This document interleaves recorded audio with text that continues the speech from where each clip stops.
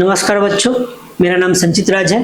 मैं आपको इतिहास विषय पढ़ा रहा हूं और इसी क्रम में आज हम लोग अध्याय 5 पे पहुंच चुके हैं, जिसका अनुशीर्षक है प्रारंभिक शहर और प्रथम नगरीकरण। तो हम लोगों ने देखा इससे पहले पिछली कक्षाओं में, पिछले अध्याय में कि इतिहास क्या है, अतीत क्या है ना। आप पत्थरों से क्या समझते हैं, औजार से क्या समझते हैं, आदि मानव ने कैसे वो लोग रहना शुरू किए, एक जगह से दूसरी जगह वो लोग आते थे, जाते थे, घूमते थे, फाइनली जाकर वो लोग रहना स्टार्ट किए। तो गांव का निर्माण हुआ, वो लोग खेती कैसे प्रारंभ किए, फिर शहर का निर्माण हुआ। तो इसी क्रम में अभी हम लोग देखेंगे कि प्रारंभिक शहर, जो प्रथम शहर है, वो कैसे बसा और उस प्रथम नगरीकरण हुआ। जब वो शहर बना तो उस शहर की क्या क्या विशेषताएं थी। जैसे कि आज आप शहर जाते होंगे तो वहाँ देखते होंगे कि अच्छी सड़कें हैं, बहुत बड़ी बड़ी बिल्डिंगें हैं, है ना, और हर एक चीज़ का क्या है, एक सटीक अपना स्ट्रक्चर बना हुआ है, वेल मैनेज्ड है। तो हम लोग देखेंगे कि एक गांव जब शहर में तब्दील होता है तो क्या क्या चीज़ें बदलती है, एक गांव की क्या क्या विशेषता है और एक शहर की क्या क्या विशेषता है, हम लोग इसको देखेंगे। और उस समय में जब प्रथम नगरीकरण स्टार्ट हुआ तो क्या क्या चीज़ें हमें देखने को मिलती है और क्या क्या साक्ष्य मिले हैं, सबूत मिले हैं, जिनके आधार पे हम लोग बातें करेंगे इसके बारे में। तो हम लोग अभी जो बेसिकली पढ़ने जा रहे हैं बच्चों, वो हड़प्पा सभ्यता के बारे में पढ़ने जा रहे हैं, हड़प्पा संस्कृति के बारे में पढ़ने जा रहे हैं। ठीक है, क्या है बच्चों?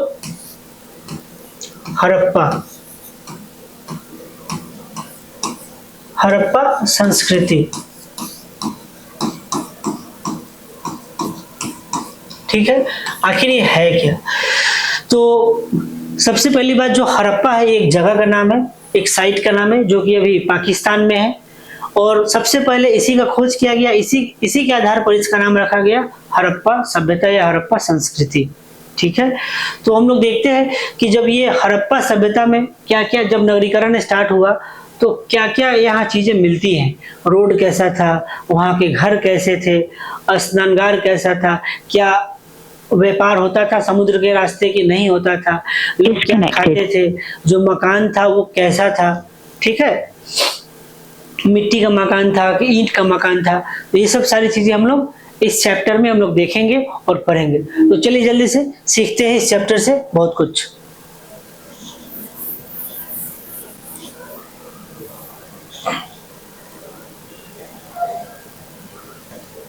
यहाँ पे चौपाल पे लोग क्या है, बैठे हुए हैं। ठीक है, जैसे कि गांव में लोग क्या करते हैं, 20-50 लोग एक जगह बैठते हैं चौपाल पे और चर्चा करते हैं। सिमिलरली ये फोटो दिया गया आपके किताब में, आप देख लीजिएगा इसे। गांव की चौपाल में रहमान है और राजीव है, ये दो लड़के हैं, आपस में बात कर रहे हैं। क्या बात कर रहे हैं देखते हैं। रहमान और राजीव गांव की चौपाल में बैठे हुए थे। गांव के लोग अपने देश के बारे में चर्चा कर रहे थे। किसके बारे में चर्चा कर रहे थे? अपने इस भारत देश के बारे में चर्चा कर रहे थे। एक ने कहा कि भारतीय संस्कृति काफी पुरानी है। अब देखिए यहाँ पे क्या आया, भारतीय संस्कृति। ठीक है, तो हम सभी लोग क्या है, भारतीय है, तो भारतीय संस्कृति काफी पुरानी है। अभी हम लोग समझेंगे कि संस्कृति किसे कहते हैं। ठीक है, दूसरे ने कहा कि अंग्रेजों ने हमें सभ्य बनाया। हम लोग जानते हैं चूंकि हमारा जो भारत देश है वो तकरीबन 200 वर्षों तक भारत का क्या रहा है, अंग्रेजों का क्या रहा है, गुलाम रहा है। ठीक है, तो उन लोगों से भी हम लोग काफी चीजें सीखने को मिला उन लोगों से, लेकिन उससे पहले भी हम लोग यहाँ रह रहे थे। इस पर तीसरे व्यक्ति ने दूसरे व्यक्ति के विचारों को जोरदार विरोध किया और कहा कि भारतीय सभ्यता दुनिया की प्राचीनतम सभ्यताओं में से एक है। मतलब जो हमारी भारतीय सभ्यता है वो दुनिया की जो प्राचीनतम सभ्यता है, जैसे कि क्या हो गया हड़प्पा सभ्यता, ठीक है, उसमें से एक है, मतलब सबसे पुरानी है। रहमान और राजीव एक दूसरे से कहने लगे कि भारतीय संस्कृति और भारतीय सभ्यता का क्या मतलब होता है। अब ये सवाल उठता है कि भारतीय संस्कृति और भारतीय सभ्यता से आप क्या समझते हैं। ठीक है, संस्कृति का मतलब क्या होता है और सभ्यता का मतलब क्या होता है। जब एक मैंने बताया था कि नदी के किनारे क्या हुआ, लोग रहना स्टार्ट किए, तो क्या होता है कि जो रहन सहन, वेशभूषा, खान पान जो किसी एक पर्टिकुलर रीजन का हो, वो धीरे धीरे किस में तब्दील हो जाती है, संस्कृति में तब्दील हो जाती है। और वही बाद में क्या बनती है, एक सभ्यता बनती है। ठीक है, जैसे कि मैंने आपको बताया था कि जो पहले के आदि मानव थे वो किसकी पूजा करते थे? प्रकृति की पूजा करते थे, नेचर की पूजा करते थे। आज भी हम लोग करते हैं। तो कहीं ना कहीं वो जो संस्कृति, उस सभ्यता का, उस संस्कृति में एक हिस्सा था रीति रिवाज। तो रीति रिवाज क्या था? प्रकृति की पूजा करना। और आज भी हम लोग कर रहे हैं प्रकृति की पूजा, करते कि नहीं करते हैं बच्चों? करते हैं। तो एक क्या हो गया, हिस्सा हो गया जो आज भी जीवंत है। ठीक है, आगे बढ़ते हैं, इसको और अच्छे से हम लोग इस किताब में देखेंगे। देखिए यहाँ पे मैप दिया गया है। ठीक है, मैप के थ्रू हम लोग देखेंगे। अब देखिए हड़प्पा सभ्यता की बात करते हैं हम लोग, तो इसका टाइम पीरियड पहले देख लीजिए। ठीक है, मैं यहाँ लिख देता हूँ, आप लोग नोट कर लीजिएगा।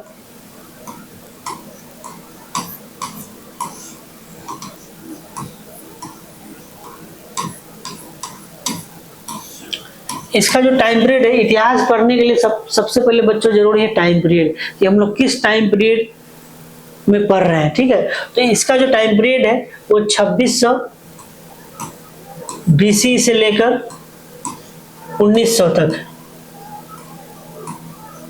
ठीक है, 1900 BC तक। ठीक है, कहीं कहीं ये डेट आपको 1750 भी मिलेगा। ठीक है, अब ये क्या मैंने लिखा है, मैंने आपको बताया था BC के बारे में, बिफोर क्राइस्ट होता है। ईसा मसीह का जो जन्म है, मान लो उसको 0 ले लेते हैं, उससे पहले हम लोग क्या लिखते हैं? BC लगाते हैं। और ईसा मसीह के जन्म के बाद क्या लगाते हैं? AD लगाते हैं। मान लो अभी चल रहा है 2024, तो हम लोग क्या लिखेंगे? 2024 और AD लिखेंगे, है ना? तो मतलब 2600 BC कहने का मतलब है कि 0 से 2600 साल पहले। ठीक है, तो ये टाइम पीरियड है आपका हड़प्पा सभ्यता का, है ना? तो 2600 से स्टार्ट होती है, यहाँ उल्टा चलेगा आपको, 2600 फिर 2500। ठीक है, तभी तो ये 0 होगा ना। फिर 2400, फिर इसी तरह 2000, ठीक है, फिर 1800, फिर 1700। उल्टी गिनती आप लोग पता है, 1700। इसी तरीके से फिर 1600, फिर 1000, फिर 500, फिर 200, फिर 100, फिर 50, तब यहाँ आकर 0 हो जाएगी। जब ये 0 हो जाए, सब में क्या लगेगा? BC लगेगा, बिफोर क्राइस्ट। सब में क्या लगेगा? BC लगेगा। और ये BC लगना कब बंद हो जाएगा? जब ये 0 पे हम लोग पहुंच जाएंगे। ठीक है, अब 0 के बाद क्या स्टार्ट होगा बच्चों? तो 1 2 1 3 4, यहाँ AD लगेगा। क्या लगेगा? AD। ये कंसेप्ट है आपका BC और AD का, ध्यान से समझ लेंगे, गलती नहीं करेंगे। ठीक है, तो BC करने का मतलब है कि 2600 BC से यह सभ्यता स्टार्ट होती है और चलते चलते चलते चलते कहाँ तक जाती है? 1900 तक जाती है। ठीक है, 1600, 1800 या 1900। उसके बाद ये सभ्यता क्या होती है? डिक्लाइन करना शुरू कर देती है, सभ्यता का पतन होना स्टार्ट हो जाता है।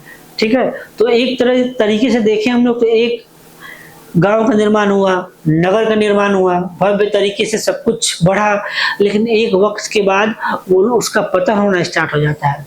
आखिर क्या कारण है कि पतन होना स्टार्ट हो गया, हम लोग उसको भी देखेंगे। ठीक है, आप लोग ये समझ गए।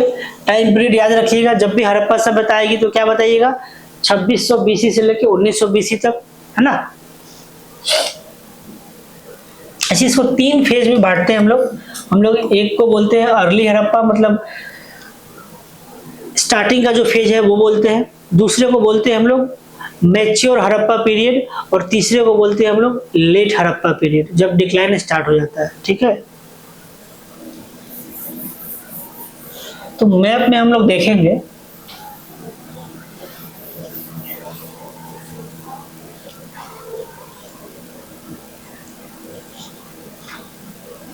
इस मैप में हम लोग देखेंगे,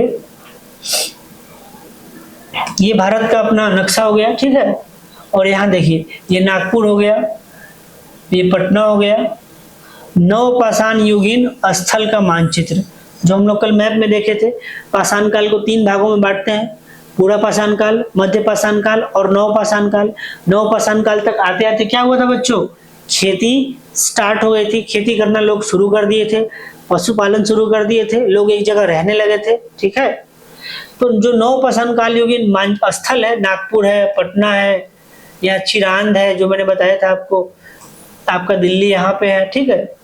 इसी तरीके से आपको अपने किताब में देखकर कुछ स्थलों को याद करना है, ठीक है।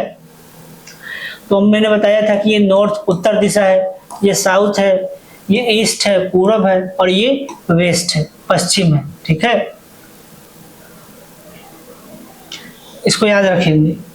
आगे बढ़ते हैं। नवपाषाण के बाद बच्चों जो युग शुरू होता है उसे हम लोग बोलते हैं धातु युग। क्या बोलते हैं? धातु मतलब मेटल, ठीक है। आप कहिएगा, मैंने आपको बताया था कि खेती के लिए वो लोग क्या किए थे, बहुत सारे जंगलों को साफ करना शुरू कर दिए थे। तो जंगल में इतने मोटे मोटे पेड़ थे, उसको काटे कैसे होंगे? पत्थर से या लकड़ी के औजार से। तब तक क्या हुआ था, और काटने के लिए जल्दी जल्दी भी चाहिए कि जल्दी जल्दी उस पर खेती कर सके, तो इन लोगों ने धातु का इस्तेमाल करना शुरू कर दिया था। मेटल, क्या? धातु। इसको इंग्लिश में क्या बोलते हैं? मेटल। जैसे कि आयरन हो गया, गोल्ड हो गया, सिल्वर हो गया, कॉपर हो गया, ये सब मेटल है। लेकिन बच्चों यहाँ पे जो सबसे पहले धातु का उपयोग किया गया था वो कॉपर था, उसको तांबा कहते हैं। तो इन लोगों ने जो सबसे पहले खोज की थी, किसकी खोज की थी? तांबे की खोज की थी, कॉपर की खोज की थी, ठीक है। तो नवपाषाण काल के बाद धातु युग का आरंभ हुआ, जिसमें मानव ने धातु का इस्तेमाल शुरू किया। धातु युग में आगे चलकर सिंध में कोट दीजी एक जगह का नाम है, आप लोग याद करेंगे, और अमरी, कोट दीजी और अमरी, ये पाकिस्तान के सिंध प्रांत में स्थित है, जो कि हड़प्पन साइट है। उत्तरी पंजाब में सरायखेला और जलीलपुर एवं राजस्थान में कालीबंगा जैसे स्थलों का विकास हुआ। इन स्थलों पर कृषि उत्पादन बड़े पैमाने पर होने लगा। रंगे हुए मिट्टी के बर्तन का इस्तेमाल होने लगा। लोग लंबी दूरी का व्यापार करने लगे। पक्की ईंटें के बने घरों में रहने लगे, जिससे चारों तरफ किलेबंदी भी की जा सके। देखो कितना सारा चीज पहले के मानव लोग करते थे। क्या क्या करते थे? तो पक्की ईंटों से घर बनाते थे, व्यापार करते थे, रंगे हुए मिट्टी के बर्तनों का इस्तेमाल करते थे। मैंने आपको बताया था कि मिट्टी के बर्तन वो बनाते थे तो उस पर रंग कहाँ से लाते थे? तो अलग अलग पेड़ हो गया, पौधा हो गया, फल हो गया, उससे वो क्या करते थे? उसका रस निचोड़कर उसी रस से क्या करते थे? उसको पेंट करते थे।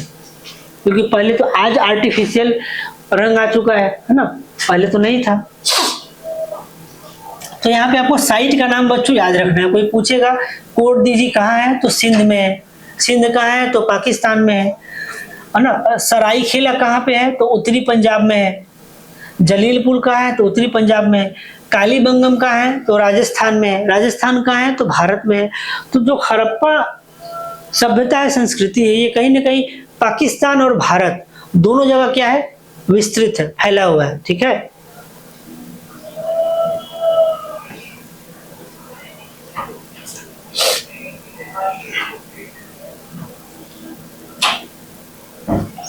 धातु युग का आरंभ नवपाषाण काल के अंतिम चरण में हुआ। मैंने आपको बताया कि नवपाषाण काल के बाद धातु युग आया। आपके एग्जाम में सवाल आएगा कि धातु युग से क्या समझते हैं। धातु युग आपसे सवाल करेंगे सर कि धातु युग कब आया, नवपाषाण काल के पहले आया कि बाद आया? तो बाद में आया। तो धातु युग का आरंभ नवपाषाण काल के अंतिम चरण में हुआ। पहला धातु तांबा था, जैसा कि मैंने आपको बताया, आपकी किताब में लिखा हुआ है कि पहला धातु क्या था? तांबा, कॉपर, जिसे नदी के तलहटी से प्राप्त किया गया था। नदी के एकदम निचले भाग में हम लोगों ने खोजा और ढूंढ के निकाला तो हमें तांबा मिला। इस समय भारत के पश्चिमोत्तर क्षेत्र में कई ग्रामीण संस्कृति उदित हुई। अब अगर पश्चिमोत्तर की बात कर रहा है तो अगर ये मान लो भारत है बच्चों,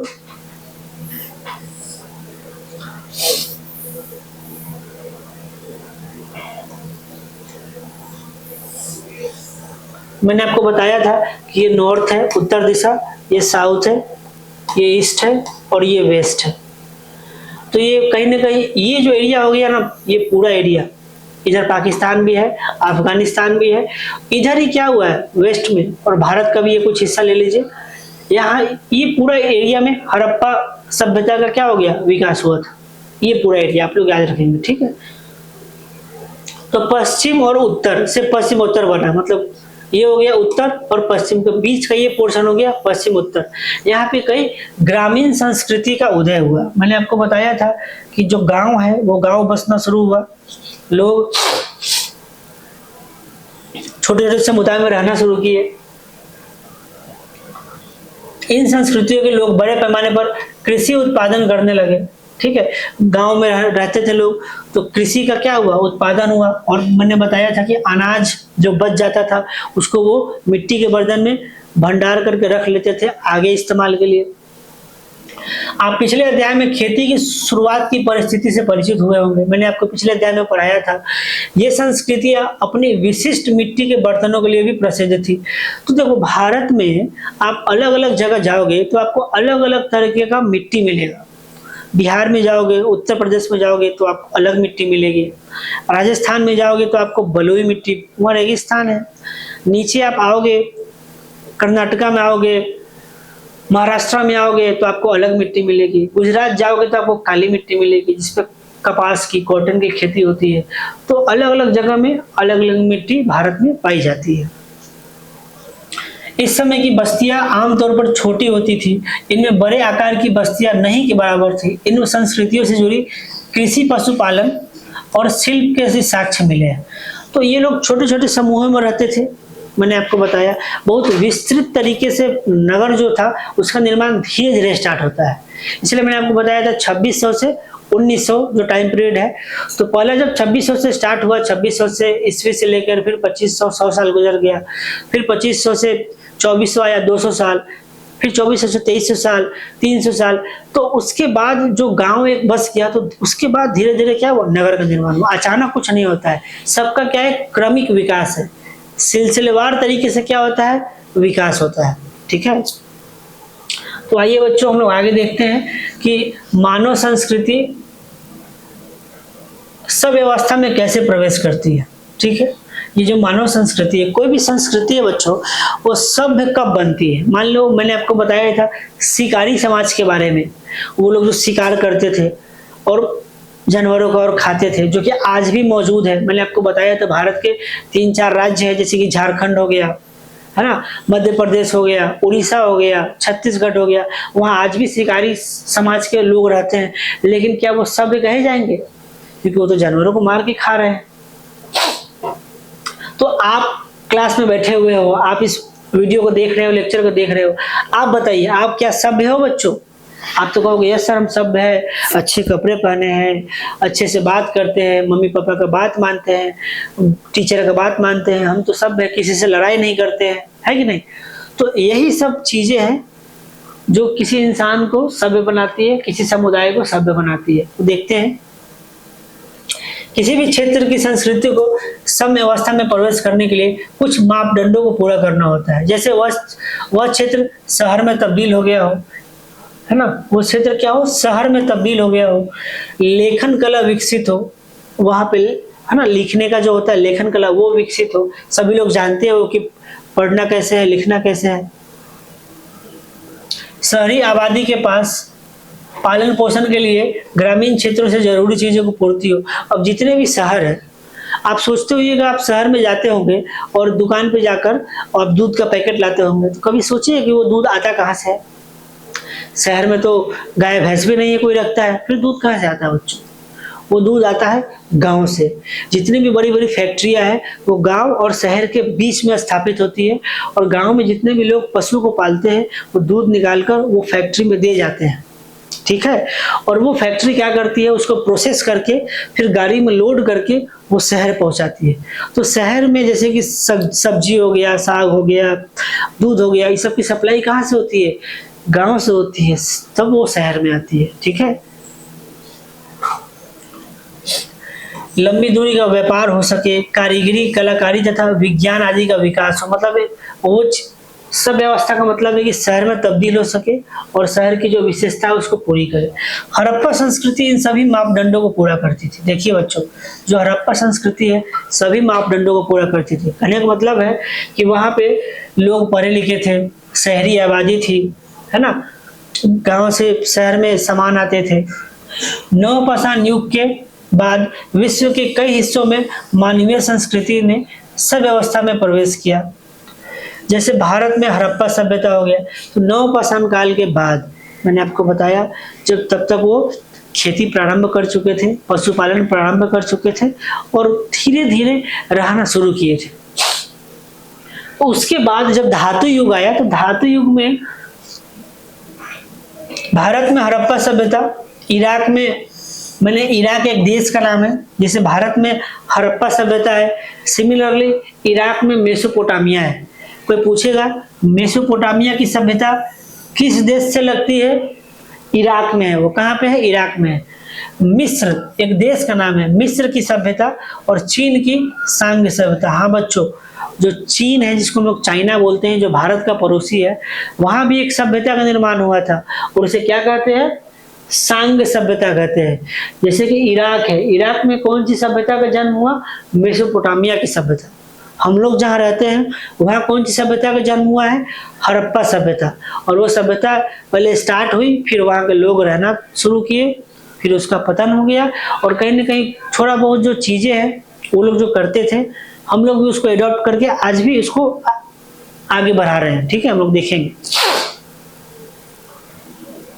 तो आपको एग्जाम में सवाल आएगा कि मेसोपोटामिया की सभ्यता किस देश में है, तो आपको क्या बोलना है? इराक में है। मिस्र की सभ्यता किस देश में है? तो मिस्र अपने ही एक देश का नाम है। ठीक है। सांग सभ्यता किस देश में है? तो चीन में है। आगे बढ़ते हैं बच्चों।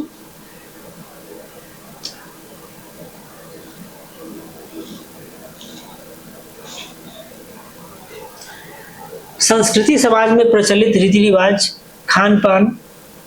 देखो संस्कृति क्या होता है उसका डिफिनेशन यहाँ पे लिखा हुआ है। ठीक है, संस्कृति समाज में प्रचलित रीति रिवाज, खान पान, वेशभूषा, रहन सहन, धार्मिक संस्कार, आर्थिक क्रियाकलाप के तौर तरीके, कला कौशल के विविध रूप, भाषा एवं साहित्य की शैली आदि परंपराएं जो पीढ़ी दर पीढ़ी से चली आ रही है उसे ही संस्कृति कहते हैं।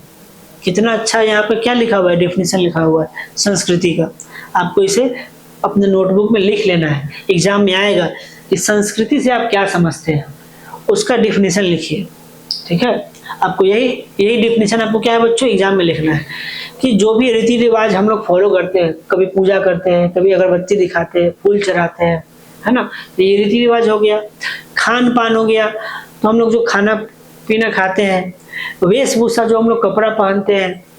रहन सहन जैसे हम लोग रहते हैं, अपने घर में रहते हैं। ठीक है। धार्मिक संस्कार जैसे कि कोई जन्म लिया तो हम लोग उत्साह मनाते हैं, कोई मर गया तो हम लोग क्या शोक मनाते हैं। जब दुर्गा पूजा होता है तो हम लोग उत्साह मनाते हैं, है ना, पूजा पाठ करते हैं। छठ पूजा हम लोग मनाते हैं। और आर्थिक क्रियाकलाप मतलब पैसा कमाने के लिए हम लोग कौन सा व्यापार करते हैं। ठीक है, कि तौर तरीके, कला कौशल के विविध रूप, आर्ट एंड क्राफ्ट का जो हम लोग क्या बना रहे हैं क्या नहीं बना रहे हैं। भाषा एवं साहित्य जो हम लोग बोलचाल की भाषा में उपयोग में ला रहे हैं, क्या वो आप जो बोलते हो गांव का सभी लोग समझ पा रहा है कि नहीं समझ पा रहा है। ठीक है। और साहित्य जो हम लोग लिखते हैं, लेखन की शैली जिसे आप लोग जो किताब छप कर आती है जिसे आप पढ़ते हैं। ठीक है, तो ये सारी चीजों को मिलाकर, और ये जो चीजें हैं वो एक पीढ़ी से दूसरी पीढ़ी, आपके दादाजी के समय कुछ और चीजें होंगी। आपके दादाजी धोती पहनते हैं, आप क्या पहनते हो, शर्ट पैंट पहनते हो, तो वेशभूषा में अंतर आ गया ना। आपके दादाजी पता नहीं पढ़े लिखे होंगे या नहीं, उनके समय में आपके जैसा कॉपी होगा कि नहीं। तो आप लोग जाइए और पूछिए अपने दादा और दादी से कि आप लोग कहाँ तक पढ़े हैं, आप लोग स्कूल जाते थे कि नहीं जाते थे। ठीक है, जैसे मैं आपको पढ़ाने के लिए आ रहा हूँ तो आपके दादा दादी के समय में शिक्षक आते थे कि नहीं पढ़ाने के लिए, है ना, उन लोगों को पिटाई लगती थी कि नहीं लगती थी। तो ये सारी चीजें, तो इन सभी को मिलाकर हम लोग क्या कहते हैं, संस्कृति कहते हैं। मतलब जो एक पीढ़ी से दूसरी पीढ़ी ट्रांसफर किया जाता है। आपके पिताजी आपको दिए और अब आप सीख रहे हो, समझ रहे हो, जब आपके बाल बच्चे हो जाएंगे तो आप उनको सिखाओगे, ठीक है। तो ये पीढ़ी दर पीढ़ी क्या हो रहा है, एक दूसरे से को ट्रांसफर किया जा रहा है, इसी को संस्कृति कहते हैं। इस प्रकार अब कहिएगा सर क्या ये बदलती नहीं है, एज इट इज रहती है? नहीं, ये बदलती भी है। आपके दादाजी ने आपको पिताजी को कुछ और सिखाया, पिताजी खुद कुछ और सीखे, फिर वो देखे कि इसमें अच्छा क्या है, वो आपको सिखाए। अभी आप सीख रहे हो, आप देखोगे कि इसमें अच्छा क्या है, वही आप अपने बच्चों को सिखाओगे। तो ये निरंतर क्या होती है, बदलते रहती है एक समय के बाद।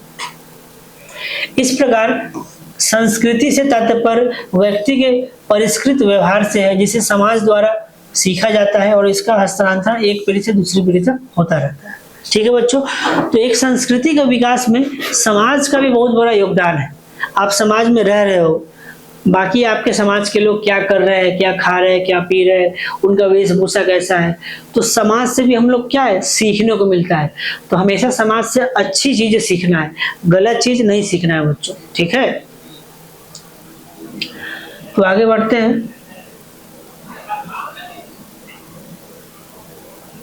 तो हड़प्पा की खोज देखिए, आप कहिएगा कि सर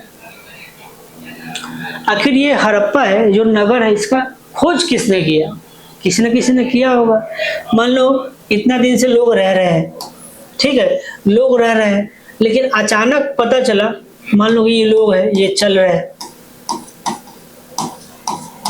ये चल के जा रहे हैं, ठीक है, लेकिन अचानक कैसे पता चला? इस सभ्यता की खोज किसने की? कोई न कोई इंसान जरूर होगा, इसे खोजा होगा, है ना। और मैंने आपको बताया था पुरातत्वविदों के बारे में, इतिहासकार के बारे में, कि वो लोग धरती खोद कर अंदर देखते हैं कि हाँ क्या है, अवशेष प्राप्त हुआ है, क्या साक्ष्य प्राप्त हुआ है। तो चलिए हम लोग देखते हैं कि आखिर इसकी खोज कैसे हुई, किसने इसकी खोज की और इसकी क्या विशेषता है।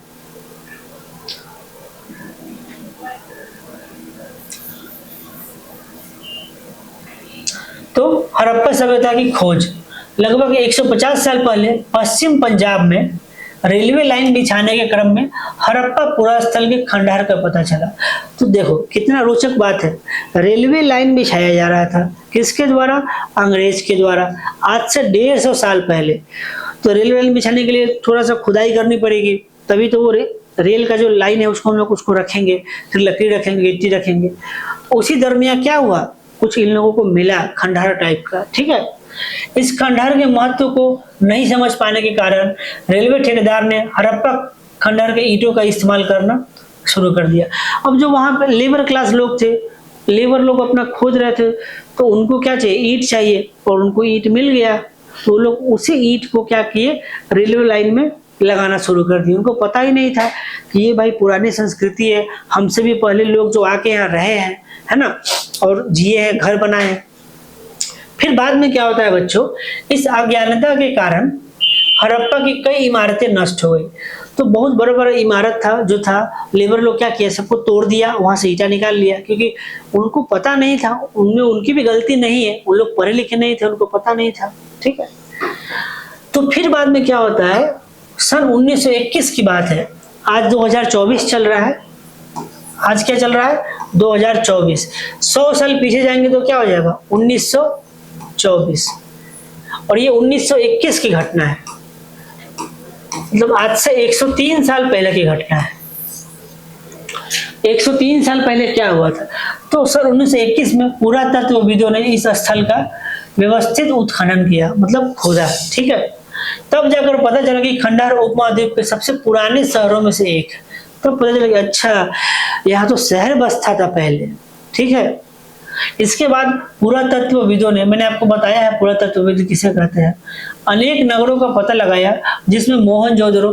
तब जब एक जगह खुदाई शुरू किया पुरातत्वविदों ने, पुरातत्वविद वो होते हैं जो इतिहास के जो अवशेष है, साक्ष्य, रिमेन्स है, उसको ढूंढते हैं और हम लोगों को बताते हैं कि हमारे इतिहास में क्या क्या हुआ था, कैसे हुआ था, ठीक है।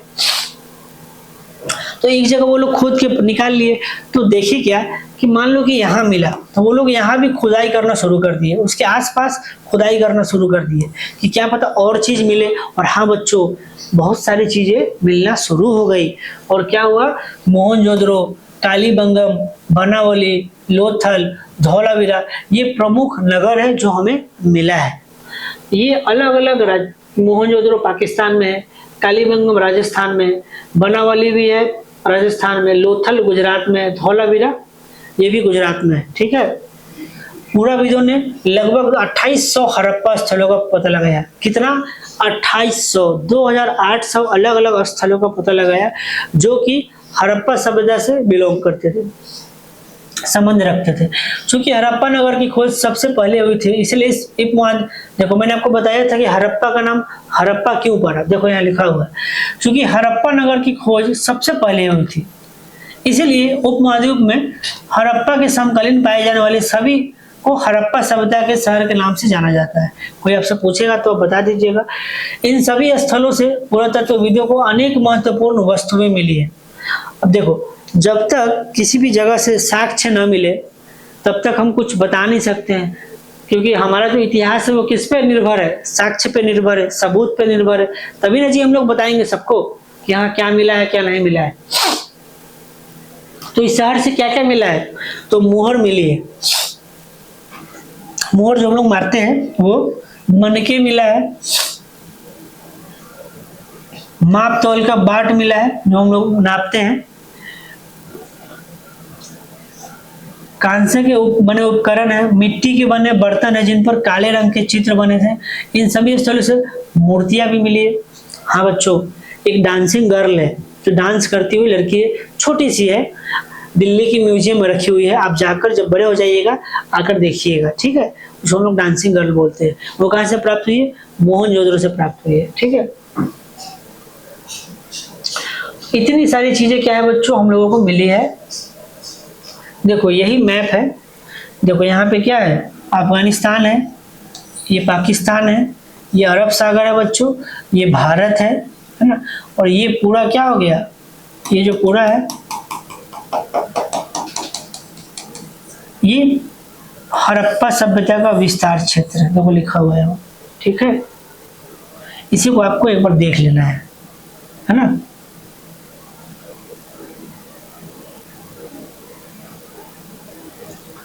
चलिए अब देखिए यहाँ पे क्या है, हड़प्पा नगरों की स्थिति।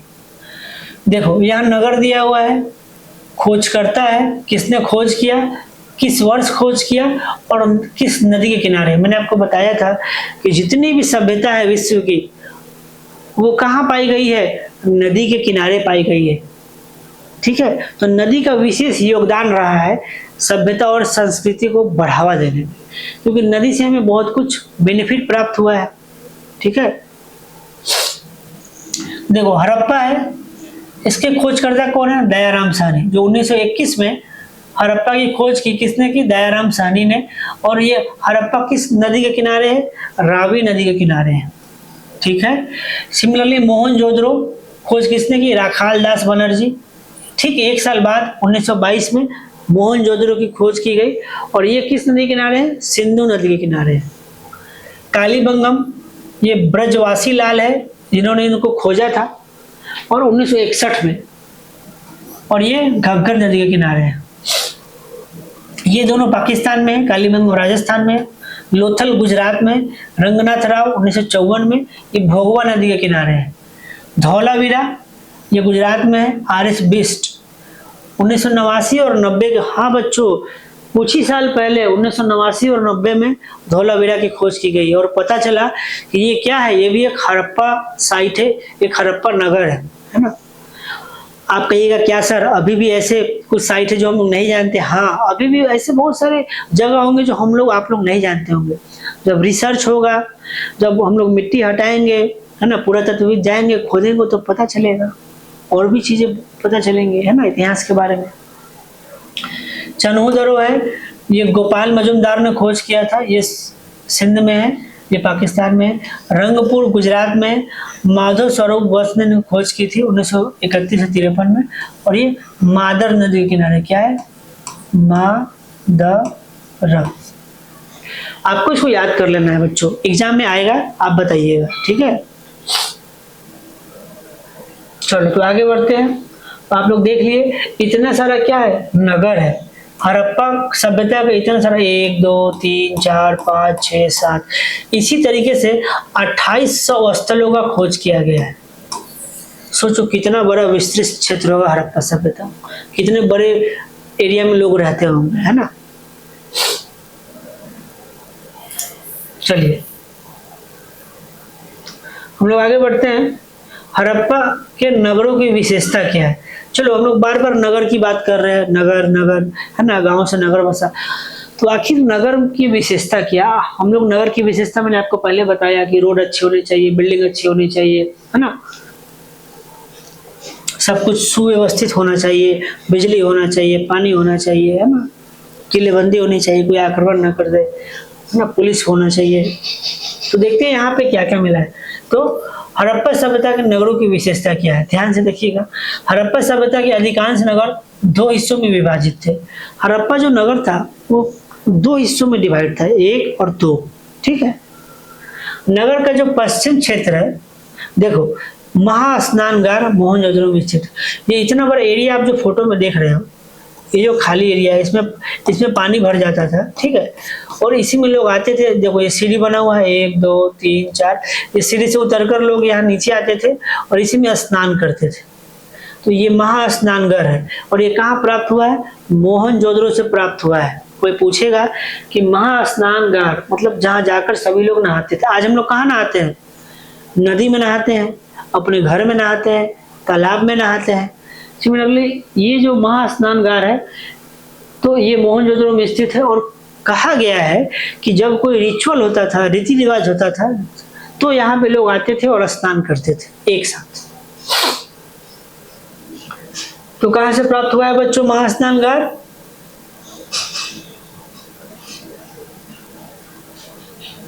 मोहनजोदड़ो से प्राप्त हुआ है, ठीक है।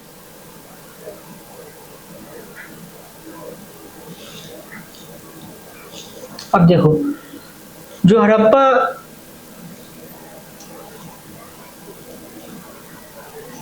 नगर था वो 2 हिस्सों में विस्तृत था। एक को पश्चिम कहते हैं, एक को पूर्वी कहते हैं। तो मैंने आपको बताया था, मान लो कि ये हो गया हड़प्पा, ये नॉर्थ, ये साउथ, ये ईस्ट और ये वेस्ट। तो ये 2 हिस्सों में बटा हुआ था, पश्चिम और पूरब। तो पश्चिम का हिस्सा छोटा था परंतु ऊंची जगहों पर था। मतलब यहाँ जो लोग रहते थे ना, ये हाइट पे रहते थे, ऊंची जगहों पे रहते थे, ठीक है। जबकि पूर्व का हिस्सा बड़ा परंतु निचले इलाकों में था।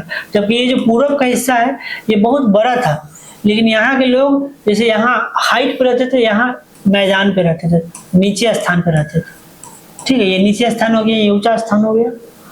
ऊंची जगहों पर बसे छोटे हिस्सों का पुरातत्वविदों ने दुर्ग कहा है। जो ऊंची जगहों पर बसे छोटे हिस्सों, इसको क्या कहेंगे हम लोग, जो ऊंचा जगह है जो पश्चिम में है, ये कहाँ पे पश्चिम में है। और इसको क्या कहेंगे हम लोग, दुर्ग कहते थे। जो ऊंचे स्थान पे लोग रहते थे, है ना, उसे दुर्ग कहा जाता था। और निचले इलाकों को निचला नगर कहा जाता था। और ये जो पूर्व का हिस्सा है, ये किसका हिस्सा है, पूर्व का, इसको लोग निचला नगर कहते थे। माना जाता है कि नगर दुर्ग में शहर के सुखी और संपन्न लोग रहते थे। कहा जाता है बच्चों ऐसा कि जो ऊंचे स्थानों पे जो लोग रहते थे पश्चिम में, जिन्हें हम लोग दुर्ग कहते हैं, वहां पे धनी लोग और सुसंपन्न लोग रहते थे, ठीक है। जबकि निचले नगर में साधारण लोग रहते थे। जैसे यहाँ पे लोग साधारण लोग जो काम करता है वो लोग रहता था, ठीक है। नगर की चार दीवारियों का निर्माण ईंटों से की गई है। ईंटों का निर्माण एवं दीवार बनाने के लिए ईंटों का चिकनाई में उच्च तकनीक का प्रयोग किया जाता था, तभी तो हजारों साल बाद भी दीवारें मजबूती से खड़ी रह सकी। देखो बच्चों, मैं एक बहुत ही इंटरेस्टिंग बात आपको बताने जा रहा हूँ हड़प्पा सभ्यता के बारे में। जैसे कि हम लोग देखें, हड़प्पा भारत में है, पाकिस्तान में है, दोनों जगह फैला हुआ है। हमने इराक की सभ्यता देखी, मेसोपोटामिया, मिस्र की सभ्यता देखी, चीन की सभ्यता देखी, सांग सभ्यता, वहां भी इसका क्या हुआ है, निर्माण हुआ है। हर जगह पे जो वहाँ भी घर बने हैं, लेकिन हड़प्पा एक ऐसा सभ्यता है जहाँ पे ईंट का जो निर्माण हुआ है ना, ये पकी हुई ईंटों से घर बना है। बाकी जगहों पे कच्ची ईंटों से घर बना है, और यहाँ पे क्या है, इन लोगों को पता था। हाँ बच्चों, आज जो चिमनी है, चिमनी में हम लोग ईंटा पकाकर घर बनाते हैं। जो आपका घर बनता है वो पकी हुई ईंट से बनता है, ताकि बहुत सालों साल तक रह जाए। तो इन लोगों को पता था। देखो कितना इंटरेस्टिंग बात है, आज से 2600 साल पहले लोगों को पता था कि ईंट कैसे पकाना है। और इसीलिए जो नगर मिला है, जो ईंटों से बना हुआ, आज भी क्या है, मजबूत। तभी तो हम लोग देख पाए ना। और मिट्टी का बना रहता, ईंटों का तो वो तो कब का खत्म हो जाता। तो ये पकी हुई ईंटों से दीवार का निर्माण हुआ है। तो कहीं ना कहीं साइंटिफिक तरीके से लोग क्या थे, बहुत आगे थे। इन लोगों को बहुत कुछ पता था, है ना। तो वही आपसे पूछे कि हड़प्पा सभ्यता में जो ईंट थी वो पकी हुई ईंट थी कि कच्ची ईंट थी, तो वो पकी हुई ईंट थी। अभी हम लोग क्या करते हैं, ईंट किससे बनता है बच्चों, मिट्टी से बनता है। मिट्टी को हम लोग लाते हैं, उसको फिर उसको मथते हैं, फिर उसको एक आकार देते हैं और ईंटा का साइज का, और फिर इसको क्या करते हैं, आग में पकने के लिए छोड़ देते हैं। और पक जाता है तो उसको निकालते हैं, तो क्या बन जाता है, पकी हुई ईंट। इन लोगों को पता था कि ईंट को आग में पकाना है तो मजबूत बनेगा। आगे देखते हैं, कुछ नगर को दुर्ग वाले हिस्सों में बड़ी इमारतें और आवासीय ढांचे मिले हैं। ठीक है, इन इमारतों को नक्शे और निर्माण के तरीके विशिष्ट प्रकार के थे। मोहनजोदड़ो के में एक तालाब मिला है, जो मैंने बताया था, स्नानगार, जिसे पुरातत्वविदों ने महास्नानगार कहा है। ठीक है, जो मोहनजोदड़ो में क्या मिला है, तालाब, उसको क्या कहते हैं, महास्नानगार। तालाब के दोनों सिरों तक सीढ़ियां बनी हुई है। सीढ़ियां मैंने आपको फोटो में दिखाया है। तालाब का फर्श तराशी गई ईंटों से बना हुआ है। ठीक है, मतलब पॉलिश्ड ईंटों से बना हुआ है। इसमें पानी का रिसाव रोकने के लिए प्लास्टर के ऊपर चारकोल की परत चढ़ाई गई है। देखो कितना अच्छा है कि पानी का रिसाव रोकने के लिए प्लास्टर के ऊपर चारकोल की परत चढ़ाई गई है। तालाब के पास ही एक कुआं मिला है। स्नानघर में पानी इसी कुएं से निकालकर भरा जाता था। तालाब है, उसके बगल में क्या है, कुआं है, और उसी कुएं से पानी निकालकर इस तालाब में भरा जाता था। ठीक है, स्नानघर में पानी निकालने की भी व्यवस्था थी। स्नानघर के चारों तरफ कमरे बने हुए थे। अब कमरे क्यों बने थे, कोई बताएगा बच्चों? कमरे इसलिए बने थे ताकि वहां पुरुष भी स्नान करने आते थे, महिला भी स्नान करने आती थी। तो महिला को जब अपना कपड़ा चेंज करना होता था तो वो लोग कमरे में जाकर कपड़ा चेंज करती थी। ठीक है, ऐसा माना जाता है कि यहाँ विशिष्ट नागरिक अवसरों पर स्नान किया जाता। मैंने आपको बताया कि जो विशिष्ट नागरिक मतलब रीति रिवाज होता था, पूजा पाठ होता था, कोई अवसर हो गया, उत्साह हो गया, तो हम लोग क्या करते थे, यहाँ पे आकर स्नान करते थे। ठीक है, यहाँ देखिए बच्चों, ये फोटो है हड़प्पा का। ये तो ये हम लोग स्नानघर के बारे में देख लिए हैं। अब हम लोग आते हैं अन्नगार के बारे में। ठीक है, कि आखिर अन्नगार क्यों है। मैंने बताया था अन्नगार का मतलब है बच्चों जहाँ पे अन्न रखा जाता है, अनाज रखा जाता है। तो कहीं ना कहीं स्टॉप करना क्या,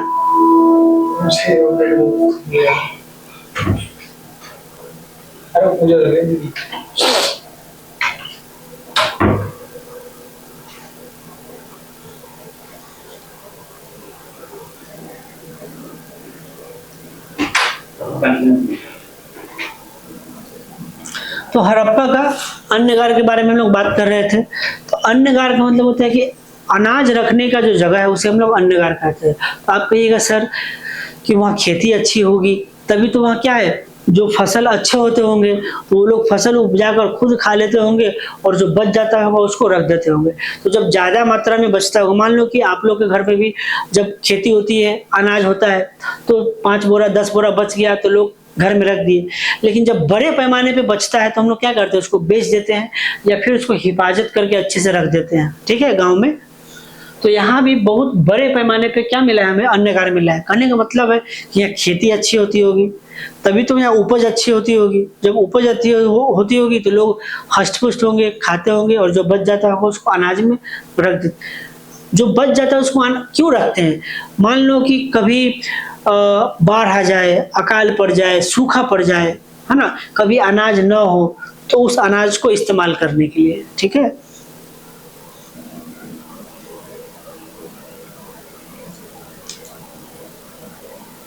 तो यहां हम लोग देखेंगे मोहनजोदड़ो देखो यहाँ पे क्या है, मोहनजोदड़ो हो गया, हड़प्पा, कालीबंगम और लोथल में एक समान विशेषताओं वाली संरचनाएं मिली है। इन संरचनाओं को अन्यगार कहा जाता है। तो अन्यगार 4 जगह से मिला है बच्चों। कहाँ से? मोहनजोदड़ो, हड़प्पा, कालीबंगम और लोथल, ठीक है। ये चारों साइट है और चारों साइट में हमें क्या मिला? अन्यगार मिला है, या कोठरी बोलते हैं या कोठार बोलते हैं। इसी तरह कालीबंगम और लोथल जैसे नगरों में अग्निकुंड भी प्राप्त हुए हैं। हाँ, अग्निकुंड जहाँ हम लोग हवन करते हैं, है ना। संभवतः इसका इस्तेमाल यज्ञ के लिए किया जाता था, देखिए, है ना, यज्ञ के लिए किया जाता था। आगे हम लोग देखते हैं बच्चों कि नगरीकरण का आखिर अर्थ क्या है, ठीक है। नगरीकरण एक प्रक्रिया है जिसके माध्यम से नगरीय जीवन पद्धति का विकास होता है। नगरीय जीवन पद्धति से तात्पर्य है कि नगर में निवास करने वाले लोगों के वस्त्र, आभूषण, खान पान, बातचीत, संबंध, व्यवहार, पेशा आदि इत्यादि से, मतलब नगर में जो लोग रहते हैं वो उनका खान पान कैसा है, वेशभूषा कैसा है, बातचीत कैसा है, कैसे उन लोग का व्यवहार है। नगरीकरण की प्रक्रिया में एक नगरीय समुदाय अस्तित्व में आता है। इस समुदाय के पास सुख सुविधा के सभी आधुनिक साधन होते हैं। ऑब्वियस सी बात है, गांव में आप देखिए सबके पास गाड़ियां है नहीं है, लेकिन शहर आप जाइएगा तो सबके पास अपना एक गाड़ी होता है, सबके पास नौकरी होता है, सब लोग कमाने जाते हैं। नगर के लोग खेतों में काम करते हैं नहीं करते हैं, गांव के लोग करते हैं। तो नगर के लोग सुसंपन्न होते हैं। यहाँ यातायात एवं संदेशवाहक व्यवस्था विकसित होती है। शिक्षा, ज्ञान, विज्ञान, चिकित्सा इत्यादि से संबंधित अनेक संस्थाएं होती है। गांव में किसी को कोई बीमार पड़ गया तो आंजन फांजन में उसे कहाँ ले जाया जाता है? शहर के अस्पताल में ले जाया जाता है अच्छा इलाज के लिए, क्योंकि गांव में अच्छा अस्पताल है नहीं कि अच्छा इलाज मिल पाए, है ना। आधुनिक साधन तथा बहुमंजिला इमारतें इसकी विशेषता है। जगह जगह आवासीय कॉलोनी होती है जहाँ लोग रहते हैं। जल आपूर्ति, बिजली आपूर्ति, सफाई, यातायात इत्यादि की देखरेख के लिए प्रशासन द्वारा की जाती है। वहाँ प्रशासन भी होती है, पुलिस भी होती है, वो देखरेख करती है कि गाड़ी ठीक से आ रही है कि नहीं जा रही है, कोई कूड़ा कचरा तो रोड पे नहीं फैला रहा है ना। नगरीकरण की प्रक्रिया में गांव अपना स्वरूप खो देता है।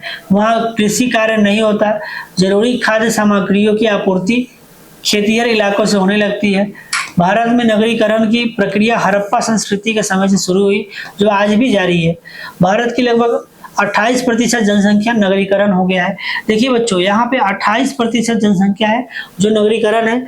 ये डाटा पुराना है, अभी का जो डाटा है वो 35.87% भारत की जो जनसंख्या है वो क्या है? नगरीकृत है।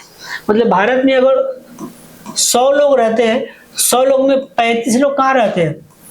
नगर में रहते हैं, और बाकी जो बच के 65 लोग कहाँ रहते हैं? अभी भी गांव में रहते हैं, ठीक है। तो आप लोग देख लिए कि नगर क्या है, नगर की विशेषता क्या है। एग्जाम में आएगा तो आप लोग लिख दीजिएगा कि नगर की विशेषता क्या है, ठीक है।